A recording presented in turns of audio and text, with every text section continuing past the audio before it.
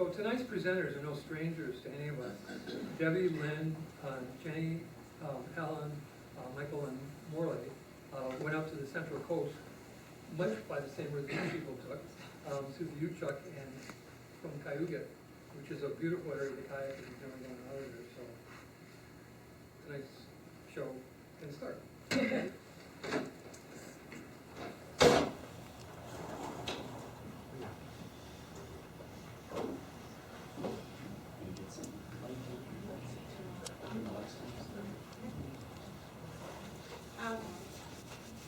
I called Julie, who is the office person extraordinaire for the Utchuck in Gold River, and said, could you send some brochures? And she sent not only brochures, but the 2018 newspaper, and there's loads of them back there.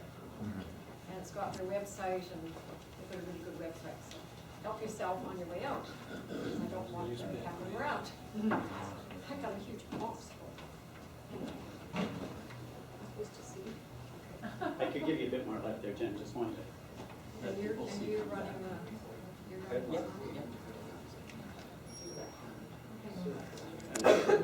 Other side. Other side, Alan. And then shut that one off. Oh, we're having a light show to start. Yeah. Vertigo. That one doesn't come on. This Doesn't come on. Jay is over there. Sorry. It's okay. Can you see those pictures over Yeah, there? yeah. I don't have the light. I can read in the dark. Okay, so. Sorry. Spoiled. So you can see from the date, September is never my first choice for a 2.5-week trip, because there's the lack of light. If you need an early start, there's lack of light at the end of the day. And my paddling companions are early to bed and early to rise, and guess what? I'm the other way around. I'm late to bed and late to rise. So, and you know, it's on the edge of those storms coming in, and when the sun does come out, it's not necessarily warm and drying for laundry. But anyway, that's when we could go. So this year, I booked them right after that trip for this year. We're going in July next month. So when we're doing these longer trips, like 2.5+ weeks, for me, it's really important to have people that can handle me, but also personalities that are compatible to some degree, because you're around each other a lot. Okay, and besides that, they need to have a certain skill level, and if they're working, they need to be able to have time off. And the other thing is when you're doing a longer trip where you may get weathered in, not having a return by date that is locked in because of commitments. So having said that, I think you all know, can you just stand up my little paddling meet? So Lynn Byer, Alan Campbell, Deb Leach, Michael Ailson, and Morley, where's Morley gone? No, Morley Elwood. So we've done some trips together before, so we just sort of know each other. So this trip, I just brought these along. This is my rain hat, and this is my sun hat. So we had black hat days, and we had white hat days. A little bit more of these. But surprisingly, not as much as I expected. It's just that when it was nice, it was hard to get things dry. So I was born and raised in Stavalis, which is just by New Chappets on the northwest coast, and there was no roads back then. And the older Utchuck used to come in once a week and drop off supplies. So I've got great memories of the whole village going down to the wharf, this big event every week, if the weather allowed. There's no roads then. And so one of my dreams was to take the Utchuck up somewhere up the west coast, get wet launched or slung, and then paddle back somewhere. And I just had this dream. And then in an old sea kayaking magazine, there was a couple of older guys that did it. I thought, well, they can do it, we can do it. So that was the start of this trip. So I can now tick that box. So the Utchuck, you can go on to the next. Yeah, sorry. So that's the group. Okay, go on. Yeah. And we're each going to do a section, and I'm doing the section from the start up to Cayuga and Spring Island, our first campsite, and then the rest. And so we landed at Cayuga, stayed in Spring Island, and then worked our way down, This is the exciting part. And then we took the U-chuck back from here, because we didn't want to do that long paddle back up the inlet. And yeah, there's other logistics there.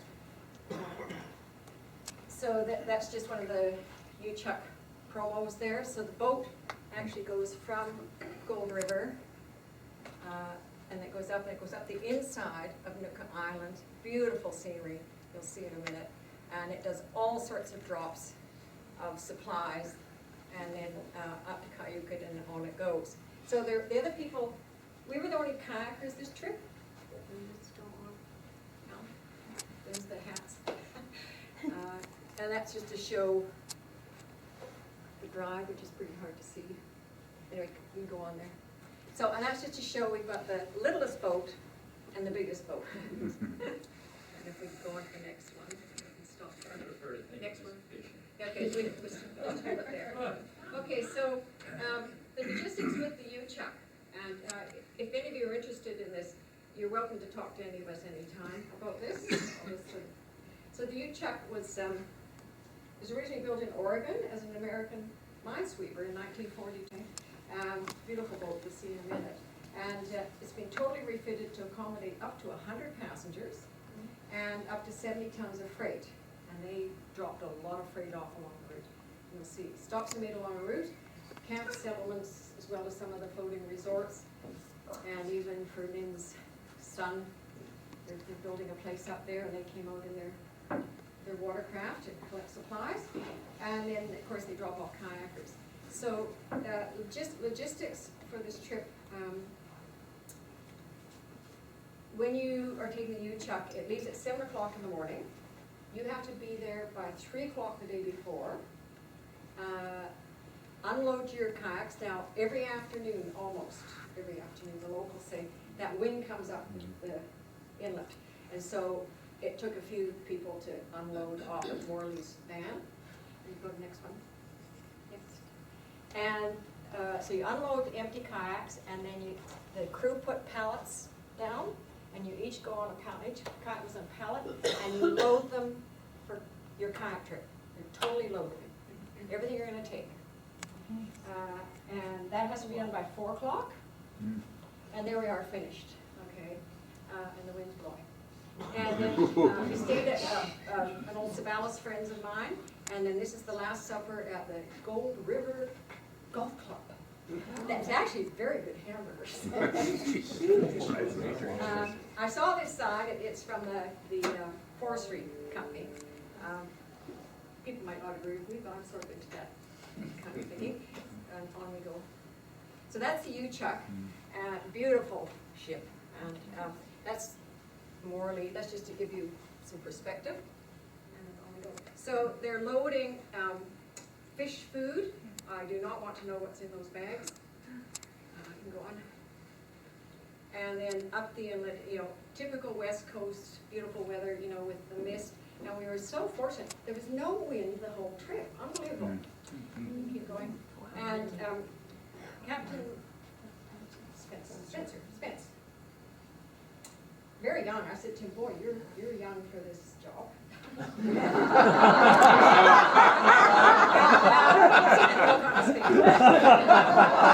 Actually, he was for a captain with that responsibility, he is young, probably started when he was this big. And, but he was very welcoming. We could come into the bridge anytime. And we could look at the screen. So at this point, we were there. This is the north end of Nootka Island. So it's kind of neat. We could sort of follow our progress. Go on to the next one. And then I had a little look at the pages of manifest, and they keep track of everything. There's tires and propane and hoses and spools and all sorts of stuff gets dropped all over the place. So I mean, it's a lifeline for these communities that have no road access, but they also make pretty good money, I think, with the tourism side, because you can do a boat cruise. You don't have to kayak. There were a number of people, retired people older than us, and they were on for the cruise.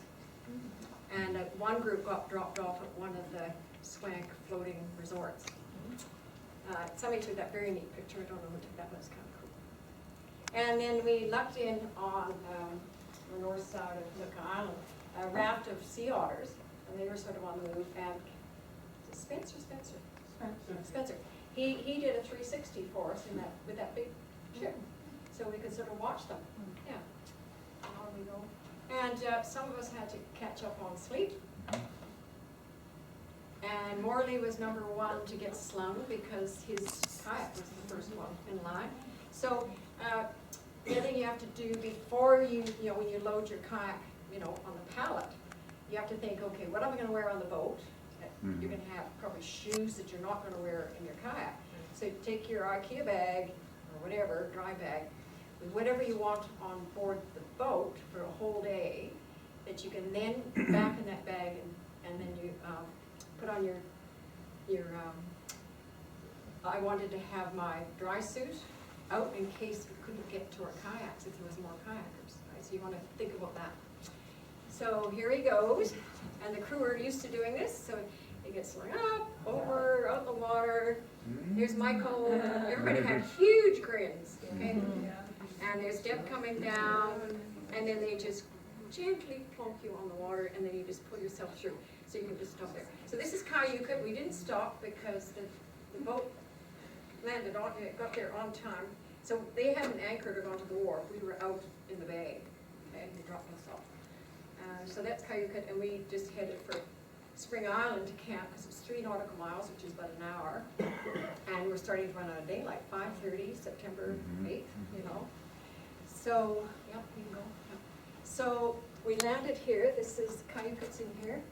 So we landed in tucked in here, so even if the weather's bad, and then we paddled across, pretty easy paddle, to the campsite here. Okay. And that's us paddling. It was just a beautiful evening. We were so lucky, yeah. And that's sunset. That's probably sunset again.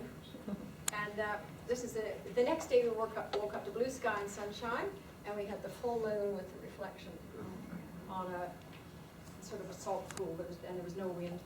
So we had decided to spend, I like spending at least two nights in a place if we can, and do a day paddle or a hike or something. It's called slowing down to smell the kelp. And so we spent an extra night at Spring Island so we could circumnavigate it, because none of us had done it. Well, I hadn't done it. Most of us hadn't done it because of wind and weather. So keep going. So there we are. Just calm. Yep, you keep going. And it's wind in the sea. I just love sea foam. And on the outside, there was a couple of feet of swell, so it did create some action along the shoreline, but you tucked around the corner and there was nothing. Then we were coming around the corner. Just a beautiful day. So the northeast side, there's these rock stacks, and then that's actually a neat arch, but the tide was too low to get close. And then it's, we saw occasional sea otters, no big rafts, and he's feeding and having a good look at me. And so that's, people know where that is. Okay, we're at Spring Island, Cayuga. That's North Brooks. I mean, not Brooks, that's Brooks. Okay, so Brooks Peninsula. So the south side. So always this stuff is pouring over. It's a totally different weather system south. And the forecast we get on our radios is not for south of Brooks, really. It's quite interesting. The wind is always going to be from the northwest at 35. That's the forecast. So we got back from paddling, and there's what's left of a basketball court, and we all need to practice more. And we walked over to West Coast Expeditions. 2 minutes. Oh, thanks, that's good. Okay, keep going. Okay, so for me, it's turned out differently than I thought. Okay, so preparation for the trip, getting there, enjoying the journey with friends, noticing the small stuff. I've got a few more slides. Occasionally there may be a time when one's skills are tested. You'll find out about that later on. There's a sense of achievement at the end, off of Nootka Island. It was the biggest seas I've ever been in, and I'm here to talk about it. And the end never comes, as there's always more to explore. Okay? So this is the small stuff. That's Indian red paintbrush. It's not called Indian. Yep. And that's a caterpillar. Yep. And fungus. Yep. Nodding onion. And I didn't set that up, those shells were just like that. So there's art everywhere. Okay. That's the giant green anemone. And then, so wonderful day, wonderful night, great food, great friends. During the night, a southeaster comes in, right, blasted right in, tarps, tents flapping, rain's horizontal, like, I knew I shouldn't have come in September. And so listen to the forecast, and there was a system coming in that was gonna be around for a few days. So that's Michael, he and I were trying to see who could find the most sea glass. You know, just spending time watching the weather, and then it started to clear, and the big white caps started to settle down, and we made a group decision to make a run for Rugged Point because we knew this bigger front was coming in, and so we had a quick snack, and this is us crossing. And it's it's Dexter. Okay.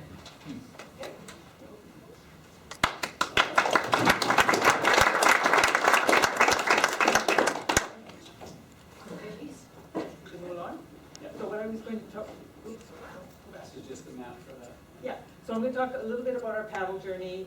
We did a hike to Capoose Creek, and I'm going to talk about the trip tips as well. So next, so back one. So the distance between where we were on Spring and over to Rugged is about 9 nautical miles. Next. And as Jenny said, we had 25 to 30 knot winds overnight. I think most of us were up in the night. I had a tarp line snap, and so it was a little disorientating. Next. And we listened to the weather and made the group decision probably around 11:30, and so we had to scamper to get going. Next. We were on the water about almost 2 o'clock, and that's Alan's GPS track that shows how we scooted along the Berry Islets. That's Union Island there with Union Lake in the middle, and then over to Rugged next. So we had basically nice swell, and the foggy conditions had shifted to more sun next. And just a little bit of a look at the landscape next. Paddling along, a little bit of swell, but not really anything like we were going to come up to next. So nice cliffs next. Tucking in the navigation aid at Rugged Point next, and tucking into the harbor.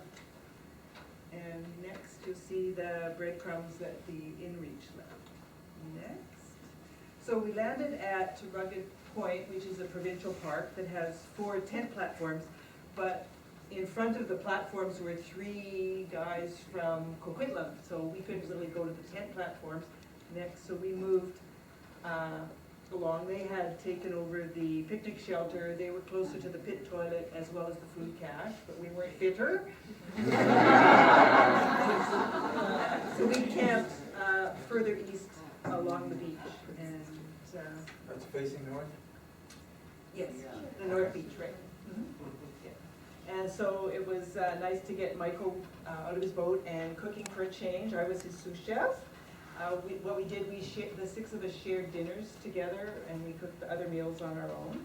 And then we had some fire starters and keeping that going for watching. And we also planned to have a group breakfast for a change. We knew that we'd have a layover day, and the Sunday was it. So Alan brought the fixings for pancakes and bacon and sausages, so we had pretty good fuel to start us up for our hike. Next, so this is what we plan to do, to hike from our campsite across the neck and down to Capoose Creek, which was about a 2-kilometer hike. And we really didn't need to go there for fresh water, because we had lots of fresh water. Next. And walked along our little boardwalk for a ways. Next. And just crossed through to the beach. Next. And a few of the logs might have come in for some reason. Next. And a little bit like the West Coast Trail, got a little adventure going up and down ladder and rope climbing, as well as just sort of looking at some interesting rock formations, so it's nice and different height than we do around here, lots of artistic sand formations. And it was that kind of a day next that even the gulls weren't going anywhere. Stayed at home, that kind of day. The only bear we saw was this carving, which is by the lodge, which is under construction at Caboose Creek. Next. So we had to ham it up. There was a Buddha there for some reason. I don't know what that was. So we just grouped up. You can tell that it wasn't really that warm. Next. And we had a little visitor. So it looked like somebody was walking along the beach, and it ended up being this little wolf. So next. And he actually didn't come over to the lodge where we were. There was a metal walkway that he didn't seem to want to cross over, so that was okay. Just sort of kept his distance and looked at us. And next, so that was a little bit of his tracking, and then next we have a bit of an idea of how big his paws were. So that was a little bit of our journey, and then next I have a few trick tips. You might know from looking at the newsletter that I collect tips every month and share them along. So I've got a few from Nootka. So the next one is put up a group tarp if it looks like it's going to be wet. Even before you make coffee, it's a really good idea to have the tarp up before you're cooking. Next. And if you happen to have your grommet ring pull through, this is a neat idea that Lynn showed us. Lynn and Morley said just put a stick in and use a clove hitch. And that's a good way to keep the hole from getting bigger. And Lynn also said she does 3 knots, and she says, no, 3 knots and tie them really well, perhaps a rolling hitch as well as a bowline. Sorry, Mike. Yeah. Yeah, 3, we can manage.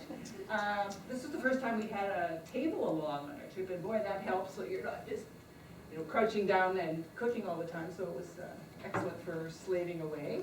Yeah. And, this is my caution.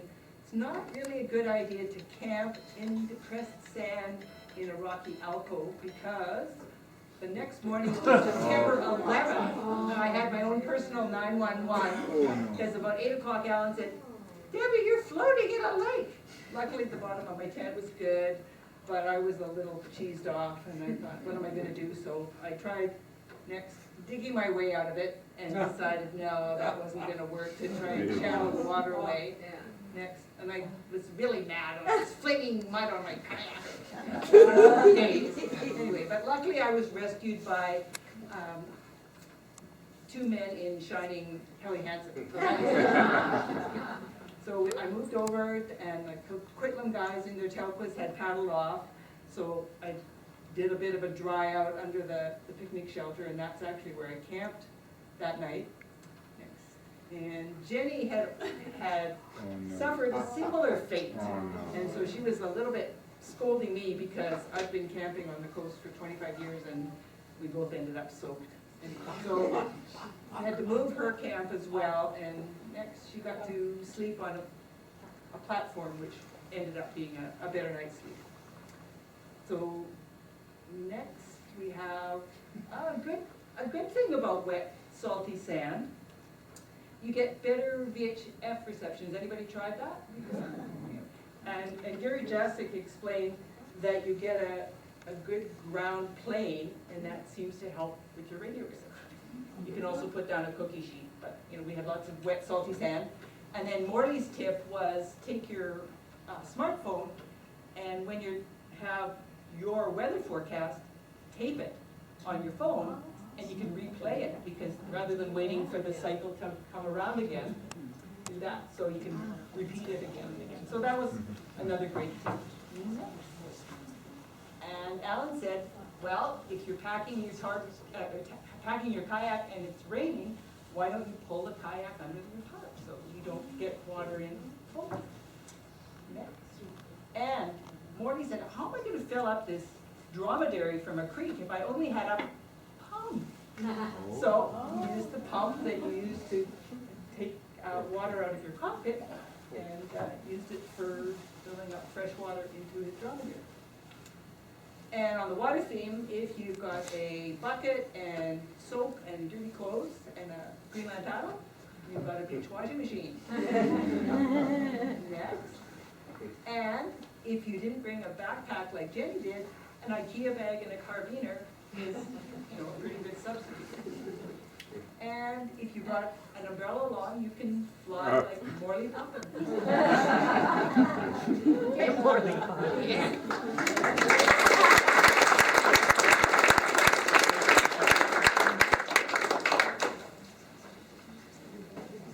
So I'm not as well prepared as Debbie. I'll just talk my way through this, and Debbie and Jenny will keep me honest to my 10 minutes.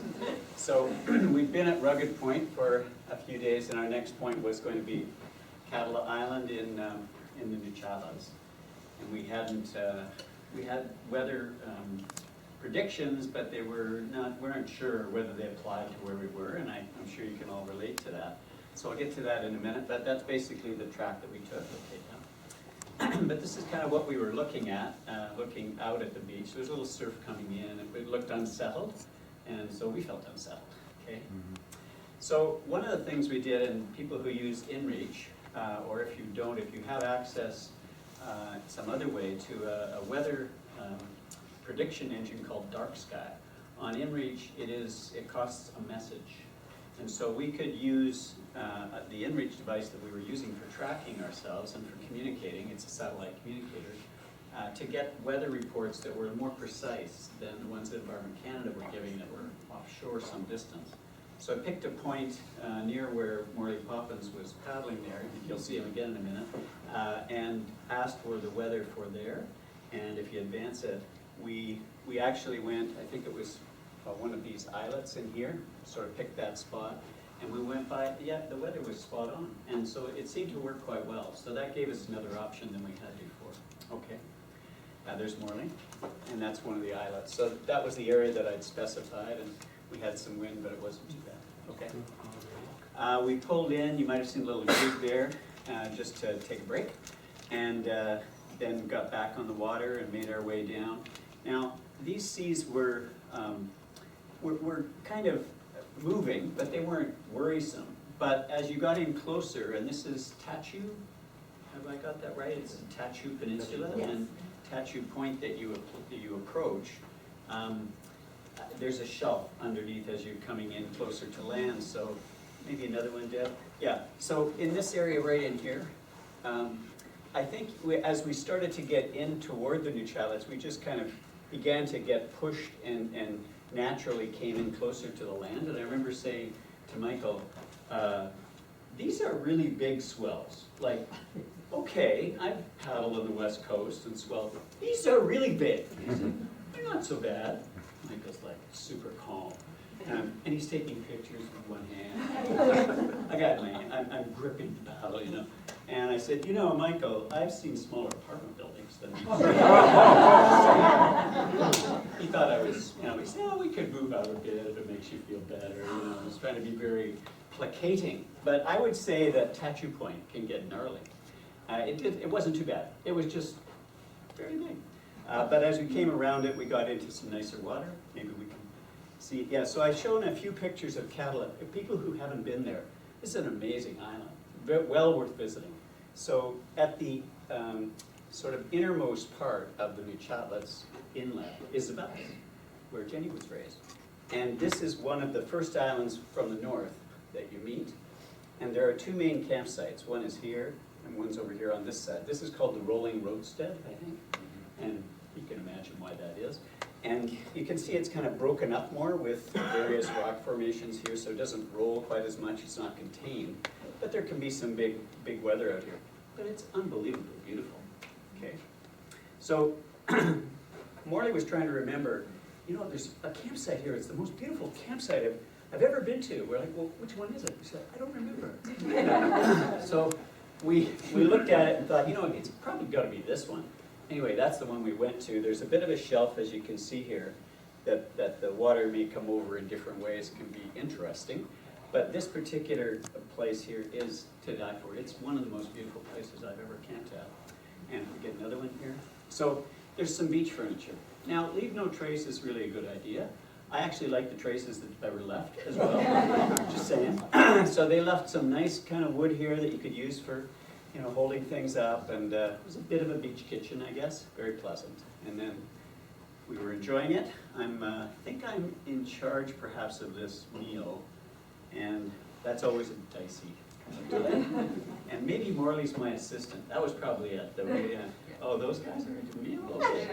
You know, so we were working at it, but I had my. This has become a dish since I went to Thailand and learned how to do this at a cooking class. This is a wonderful Thai soup that I can make with Costco chicken. Anyway, it's great. And this is the beach as we're looking out into the west here from a beach fire pit. Okay. And this is looking. Okay, now this is the other side. This is the Rolling Roadstead campsite. So just to give you an idea, the other side of the island, big beach, you might remember seeing that kind of point on the other side. Okay, Deb. And this is where we ran into Lynn's son and his friend, and they brought beer.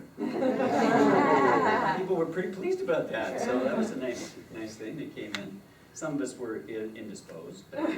So more beach furniture at this point. On this side, there's quite a bit of evidence of camping. And I would say it's not quite as nice. I mean, you can certainly have a great camp there. This is the eastern end of the island. Beautiful sea stack, incredible paddling, okay? And you can see some of the formations, the rock formations at different tide levels, okay? And just the view of the island, looking back. And then the sunset shots. I mean, you could just spend your whole time taking sunset shots there, okay? And that got turned up at some point on the beach. And just looking out at the islets across the way and looking toward the south as we think about the next section of our trip. Is that? I guess here we're just kind of thinking it over, just enjoying the night. And this was some paddling that we did around the coast. So there can be some swells that'll break in different ways around the rocky shores of Cattle. Okay. And here we're, I think, just paddling around the island, so you can see it's a little bit lumpy. Alan, that last shot, that's the hill that was in National Geographic 20 years ago, isn't it? Oh, Yeah, back the up. one that was completely bare. Oh, could be. That's north. Okay. That's north. Okay, okay. And I took this one just to show you that Jenny is always taking pictures. She takes wonderful pictures, and she's noticing the things over there. You can see the sea otters. So she's the one taking some of these shots, drawing our attention to the natural world. And that's just some sea stars underneath. And we're paddling off, and I think that's the end of my section. Oh yeah, I gave you the last slide for mine. Hard to get a picture of that guy.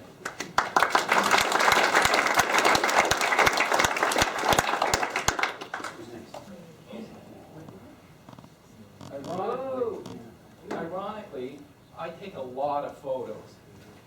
I gotta sign this part. This is probably the fewest photos of the whole part that I took. So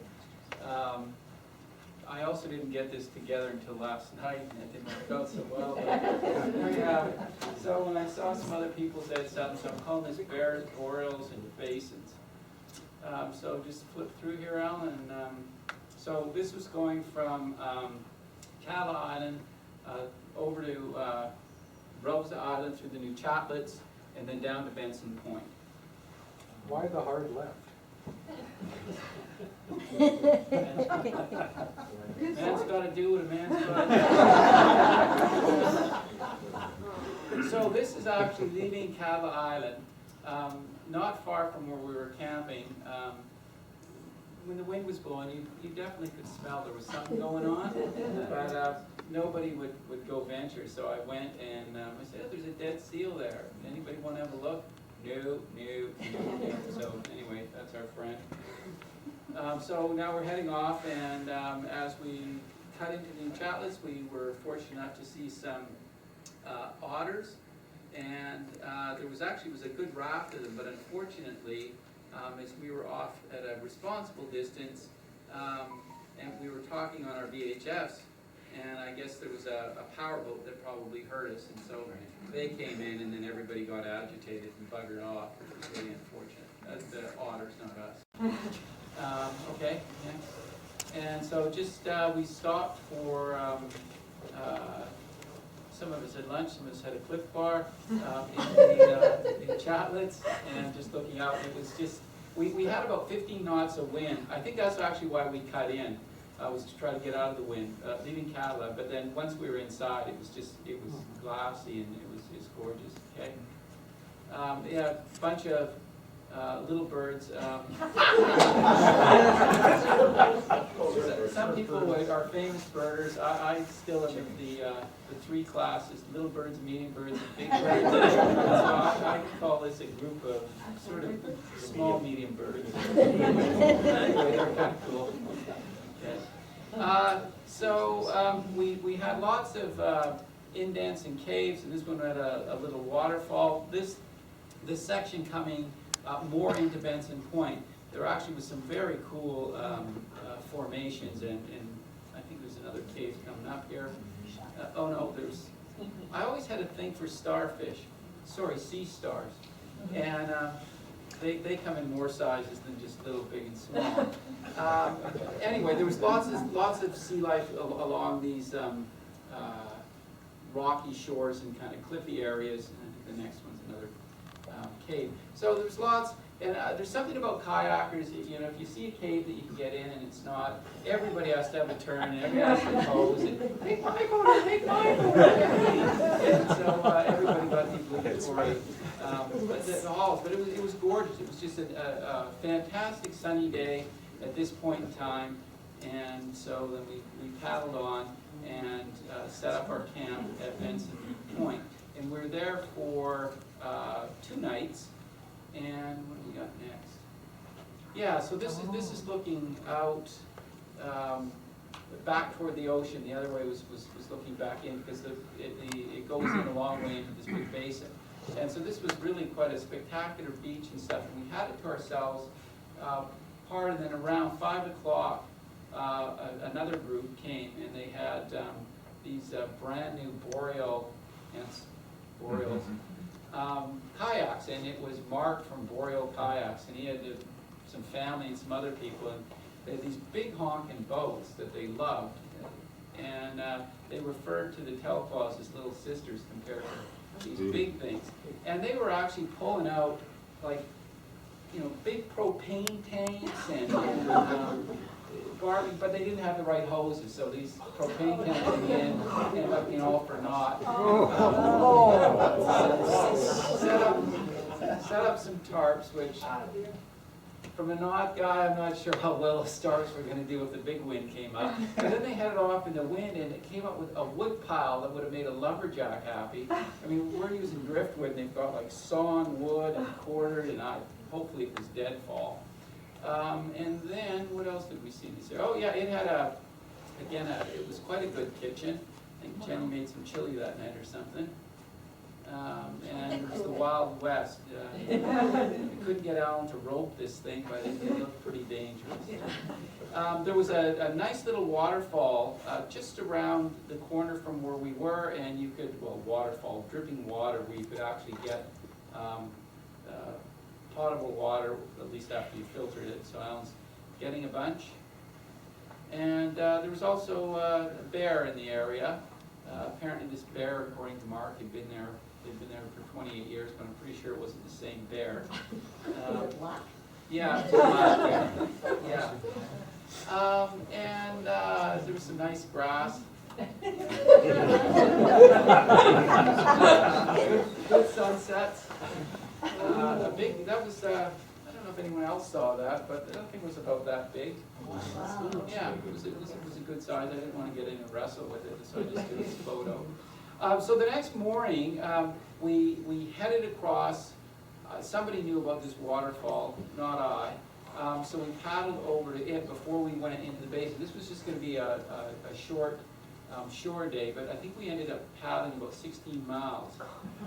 It ended up being a lot longer. It was a gorgeous waterfall to start things off, and then we headed out, and I always loved it. There was a lot of sea foam here, a little bubbly, make some Santa Claus beards.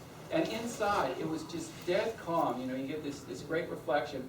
I had this good photo set up of Debbie Debbie likes a good setup photo once in a while. But if you ever go with that, Morty is the worst photo bomber I've ever seen. I don't know, like I probably took 800 photos, and I don't know how many there's.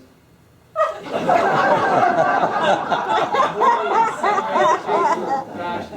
think I was racing off to try to find what that sea monster was. Yeah. And so I have a rather lot of photos of Morley that it was harder to find of other people. Morley also had an affinity for trying to find water wherever he could, and sometimes he'd just beetle off in his boat, unbeknownst to where he was. And then on the way back, saw this bear and just was kind of floating up, and this is telephoto, not that close, but all of a sudden I sort of felt this crunch, crunch, crunch, and I sort of looked and I'd come up on this sandbar and I couldn't like kind of get myself off. So I was thinking, okay, probably this isn't a great place to kind of hang out in case our friend the bear decides he's got other plans. Lynn made, was that pork dish you made? Whenever you made anything, it was absolutely scrumptious. Looks like you strode it off, maybe. Yeah, maybe. Okay. And then, again, that's my last shot, ending up with another sunset. But in this area, we did see some great numbers of some sea otters, which was really cool. And clouded over a bit, but for me, a couple things really stood out. And yes, there were some of us went to bed earlier than others, but some of us actually got any clear night. The night skies were absolutely phenomenal. Being able to see the Milky Way, and they were just so rich. It would have helped. I had my sort of like 5-star groups that I knew, but which, other than birds, you can fool people with stars easier than birds. Big stars and little stars.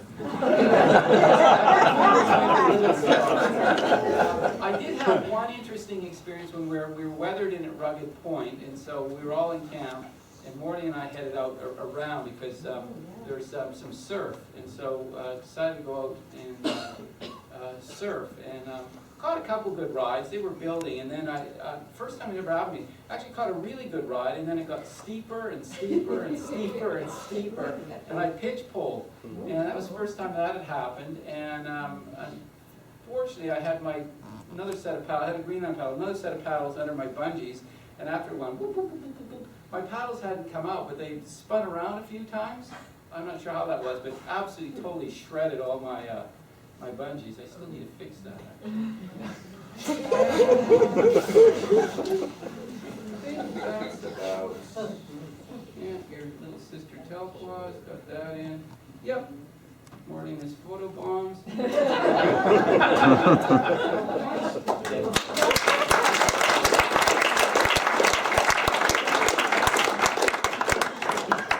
I'm up and I have no notes, so I'm going to wing it, and I have a cold, so forgive me. Okay, so this is my leg. We're going from Benson Point out and around this nice little bit there. This is Farrer Point and around down to Calvin Creek, which is the prize. More of the same. Okay, so here we are. We leave the beach at Benson, figuring that we're going to be right at the point at low tide, or at the beginning of the ebb, so that we can just scoot down to Calvin. We'll probably be there by around 10 in the morning, set up camp, and enjoy the rest of the day.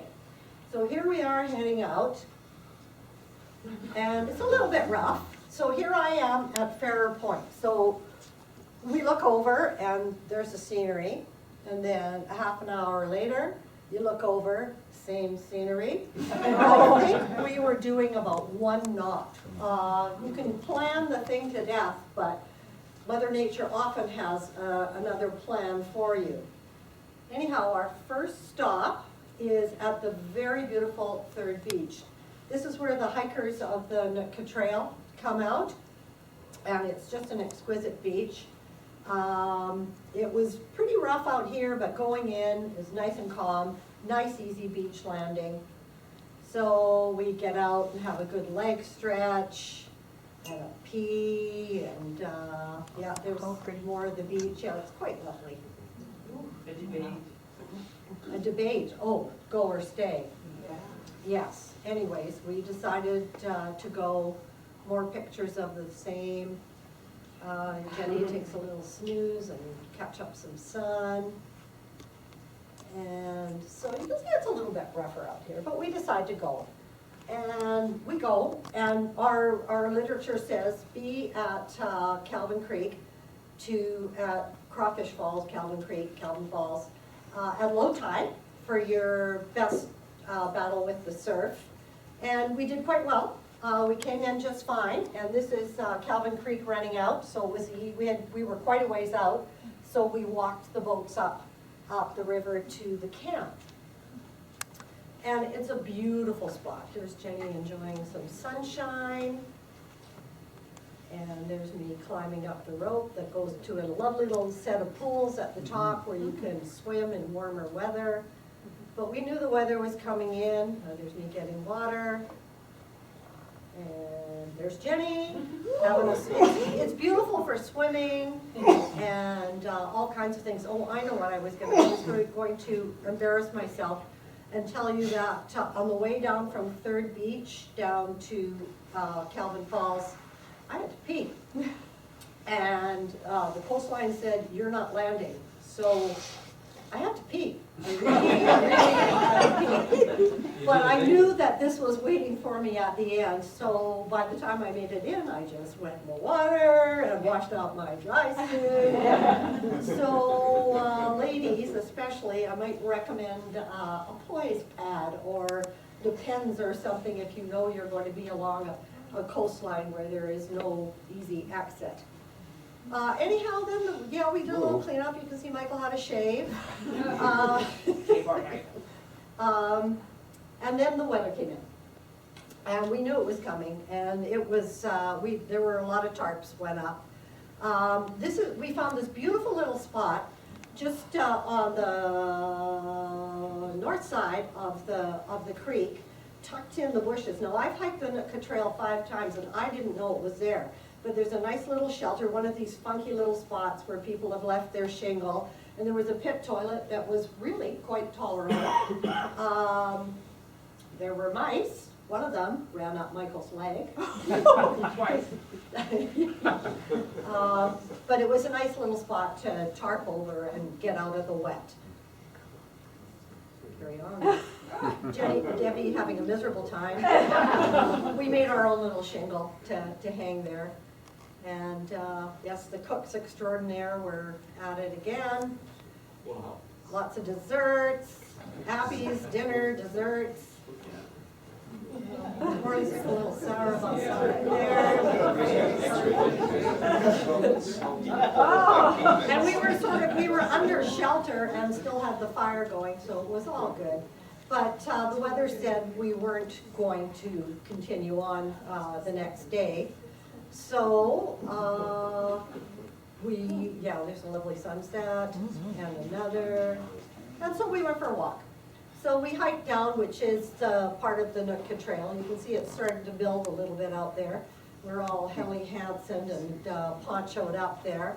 And we went for a walk down the beach and did a little beach combing and encountered these, I don't know if you've ever been on the West Coast where these great big huge stinky carpets of seaweed are quite prolific. The bears love to turn them over and eat sand fleas. More beach art. And it could have been worse. We could have been one of these hikers who are coming in. The Air Nootka flies them in. And another thing that we found out that Nootka Air flies in is surfers. And I thought, oh shit. If somebody's paying to fly in, then bigger surf is predicted. And it showed up. So you can see it getting pretty wicked out there. This was a shore day. We didn't venture out that day, but it definitely started to build. Oh, and these are people that we met. They were from the States. They put in at Tuna Marina, I think. So the tide was quite a ways out. People, give me a guess, a few hundred meters when they launched, and so they had to he was pushing, and then she was getting the roller out from behind and moving it to the front. And they were trying to do the same thing that we were trying to do, was be to launch at low tide. And they eventually got out there and made it out, and I'm sure they made it back safely. And yes, then we had to leave, and it was a little bit unnerving for me, I'll be honest with you. I was looking at places to stash my kayak in the bushes and thought, I know I can walk this thing out, and I've done it a few times. I'll come back next June for my kayak, but it did. You wanna show your discomfort? Sure, show my discomfort. You have to do. Yeah, Brett? Brett, you have to use the other one for that. You mean that, sir? Yeah. All right. And I'm gonna turn it over to Morley now. He's got Calvin. Hang on. Yeah, so. Put black. Put her in there.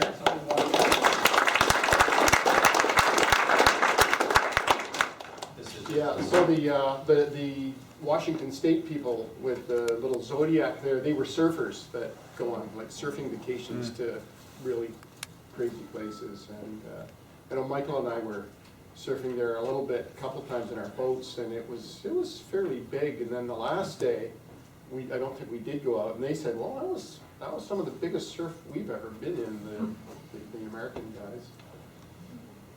But they did very well getting their Zodiac out. I haven't seen this yet, by the way. Yeah. It ends well. Still well. Yeah, you're here.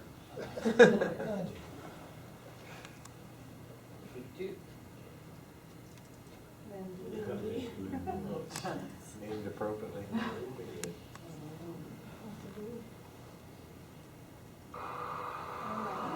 There you go.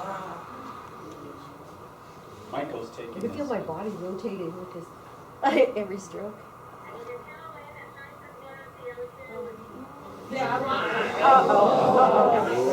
We're on the outside, we can't see anything on the inside because the waves are big enough, you can't see the beach from the I outside. can't see them. And we didn't want to go back in. Well, this looks fairly big. Nothing to do it. Oh no, I got trashed. There's a glimpse of us on the outside. No, I didn't. I don't think on this one. It Wait pushes. for it, wait for it.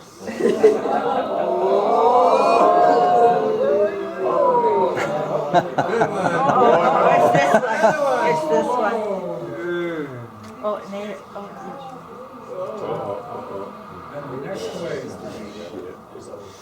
Oh, jeez. I would have stayed. Slowing down. Oh, it stops It there. stops it just before I go. I went in. I went in. doing good. Michael was so wonderful. We pumped my boat out. I mean, like just trying to get it to the water. It filled up with water so many times, and he was so patient. And I finally said, I want to go down the end closer to the reef. Yeah. Which we did. We walked down closer to the reef because I couldn't see those guys out there beyond those waves. But I could see, Morley had paddled down closer to the reef and I could see him, so I thought it's gotta be lower there. But I was the problem that day. It took us an hour and a half to get everyone off the When you beach. capsized, did you just let yourself wash into the beach and then get out of your boat? It wasn't optional. I mean,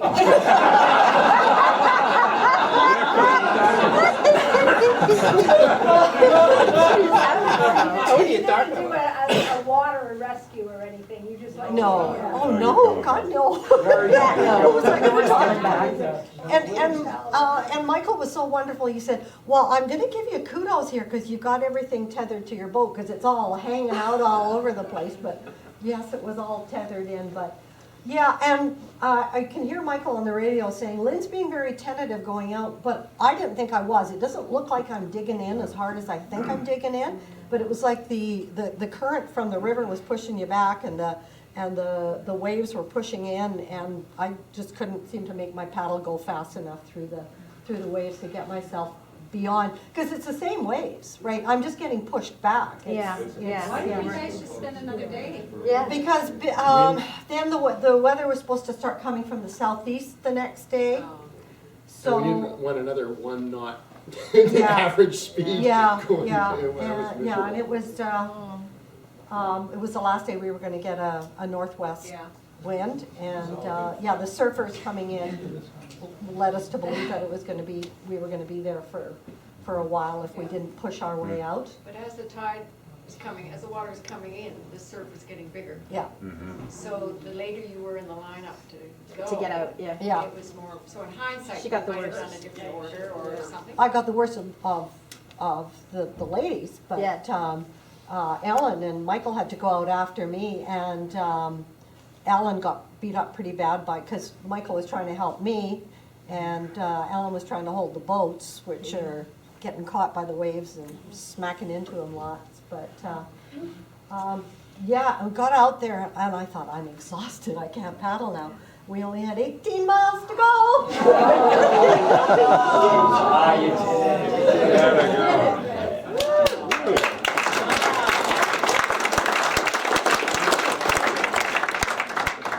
That took us from 8:30 when we started with partially lowered boats moving you down, and we were all together outside the surf by 11:15. That's how long it took. Well, part of the problem was that low tide was at 7 AM, and it was dark, Yeah. so you couldn't get going any faster. Yeah, so we were up in the dark and packing and trying to get the boats ready for first light. And then they said, well, Morley, you're going out first because Michael's the most experienced in surf, and I was probably the second most. You're the wave dummy.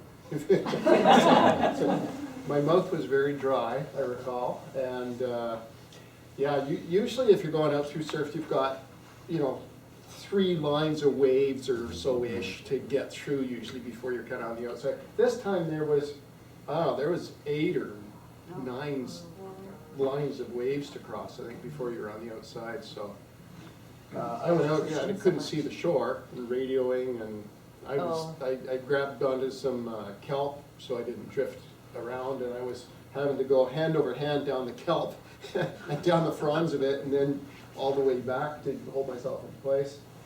And then Debbie is coming out, and like, oh, Debbie's coming, and like, oh, she's made it out. And then nobody else came for a long time, it seemed, and we were like, oh God, I don't want to go back in.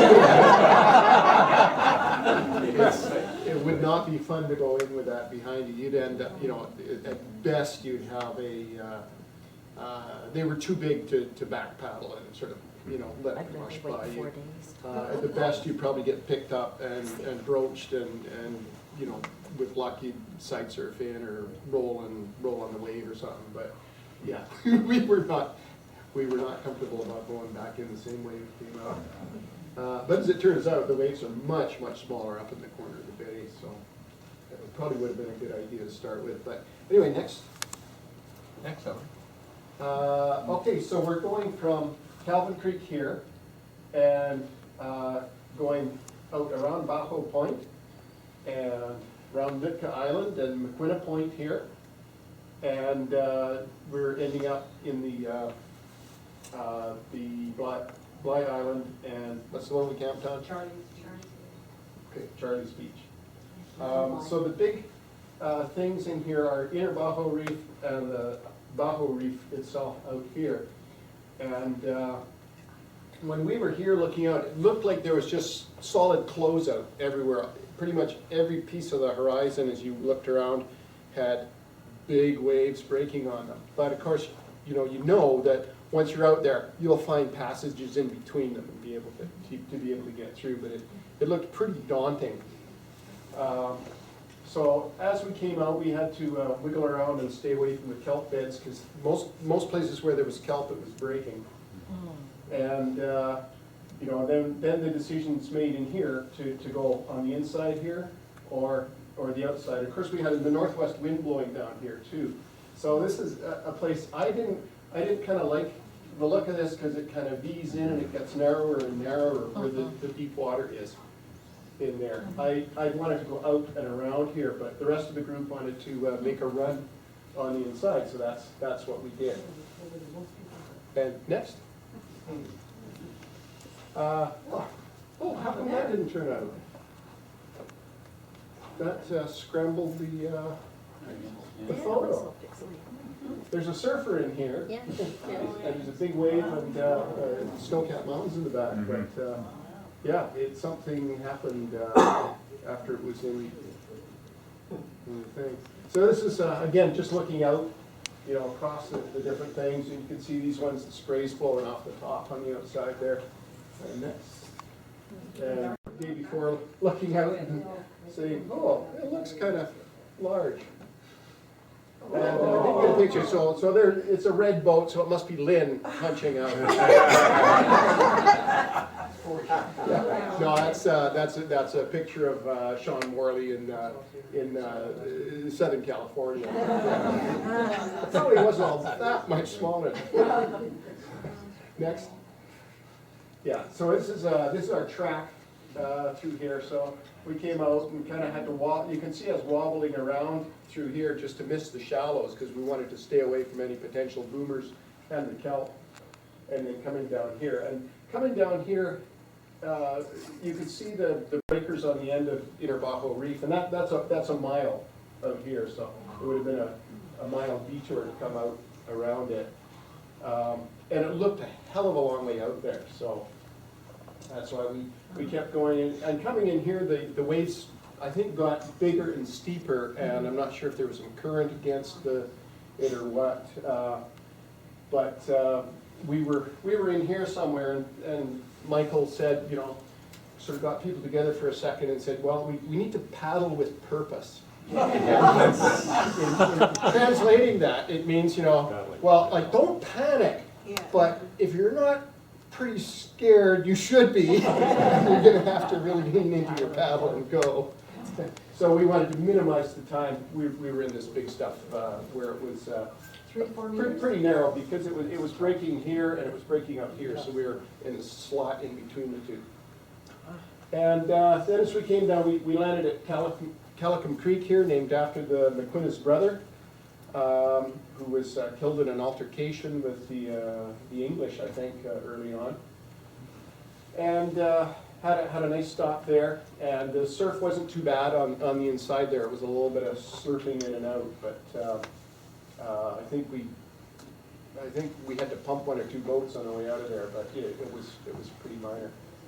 Next, yeah, that's our landing at Calicum Creek, and you can see the surf's, you know, coming up there, but it's not too bad.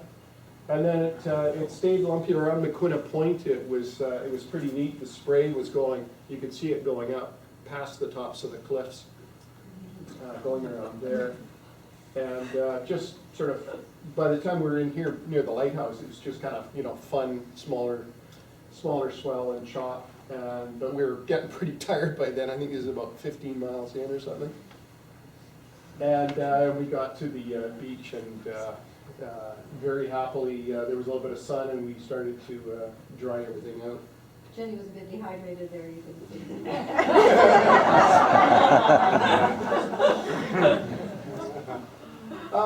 Another day we did a tour over and went up to what's that called, Boca del Diablo or something like that.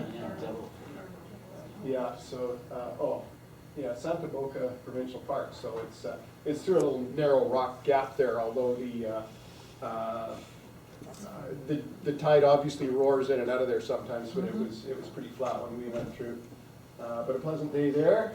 On the inside, there were some interesting old rock features that someone must have had a homestead or something in there had built. Scenery in around there is just amazing. And that's from our camp, I believe, looking across, and pretty nice. Another day we did a day trip, and we went down to Escalante. Yeah, Escalante is down here, Yeah. and then I can't remember the bay name. Birdwood. Birdwood? Okay, and there's a number of campsites in here, so we kind of wanted to check them out, and yeah, nice campsites.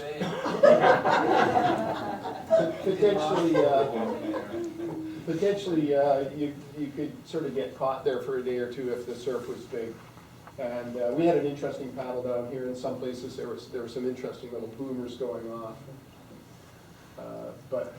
Yeah, very very pleasant paddle down the outside, but exposed, but not too bad. And lots and lots of foam to play with. There's Jenny taking a big, trying to make bubbles fly.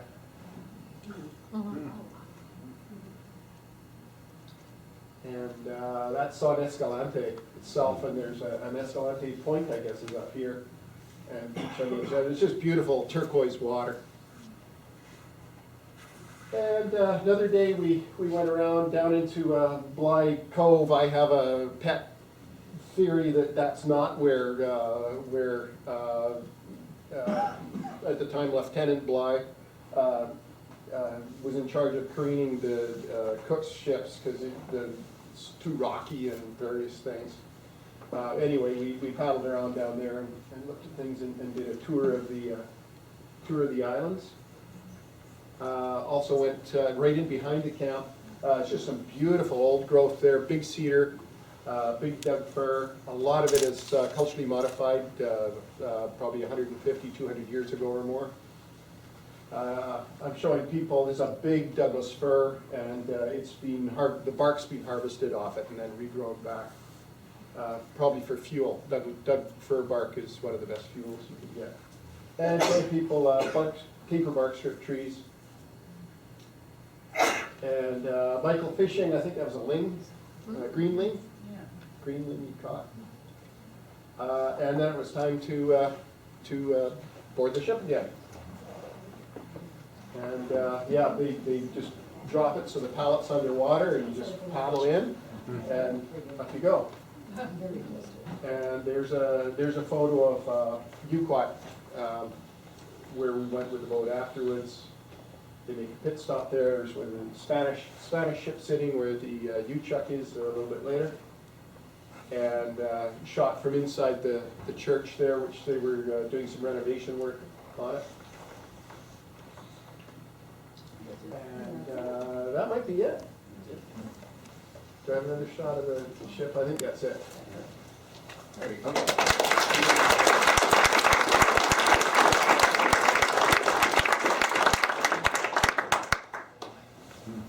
Anybody have any questions?